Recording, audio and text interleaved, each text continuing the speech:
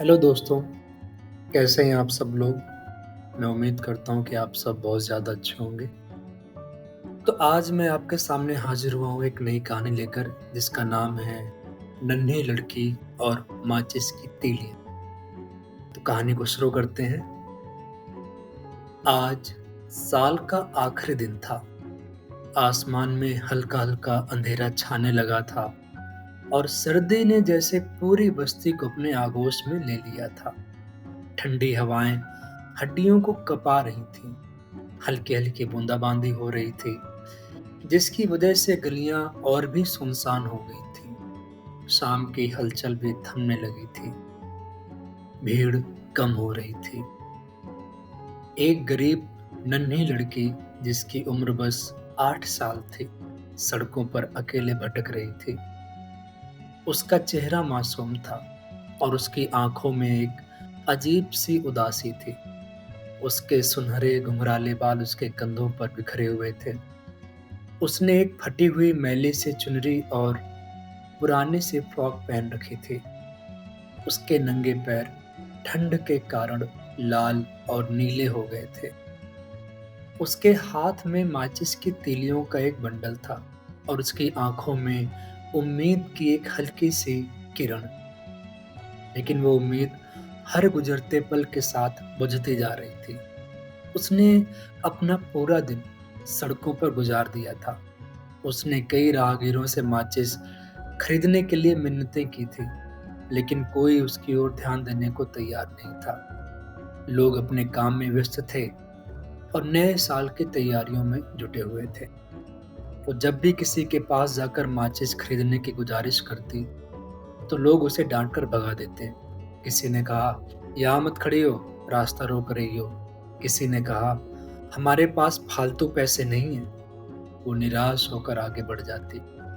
रास्ते में उसने देखा, एक मिठाई की दुकान के बाहर लोग गुलाब जामुन और जलेबियां खरीद रहे थे। उसके पेट में जोर से चूहे कूदने लगे। उसे बहुत जोर से भूख लगी थी। वो दुकान के सामने खड़ी होकर बड़ी-बड़ी आंखों से देखती रही। उसकी आंखों में पानी भर आया, लेकिन उसने जल्दी से आंसू पोंछ लिए। किसी ने उसे भगा दिया। चल भाग यहाँ से, भीख मांगने आई है क्या? थोड़ी दूर चलने के बाद वो एक मंदिर के पास पहुंची। मंदिर की घंटियां बज रही थीं और अंदर से भजन की आवाजें आ रही थीं। लोग पूजा कर रहे थे, नए साल की खुशहाली की प्रार्थना कर रहे थे। लड़की ने सोचा, काश भगवान मेरी भी सुन लेते।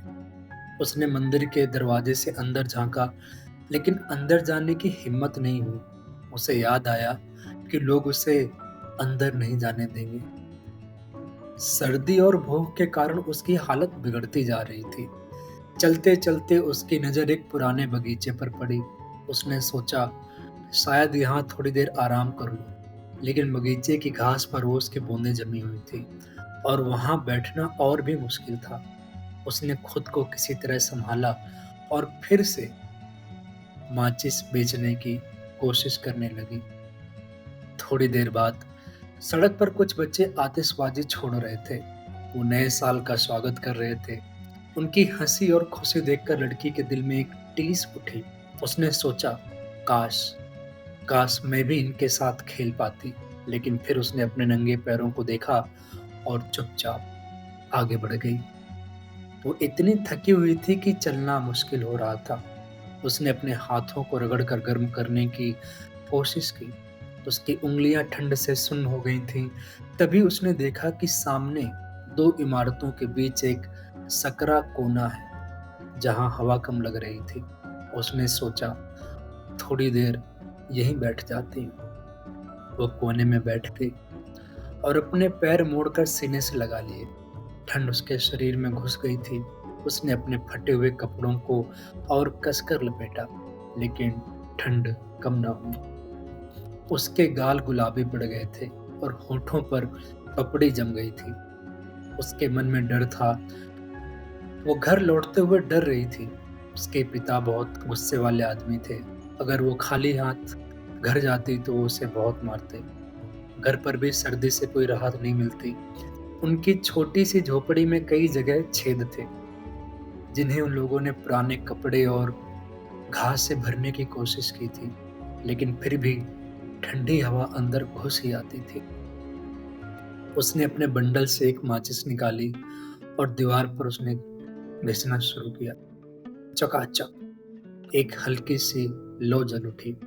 उसकी रोशनी में उसे लगा जैसे वो एक बड़े पीतल के तंदूर के सामने बैठी हो।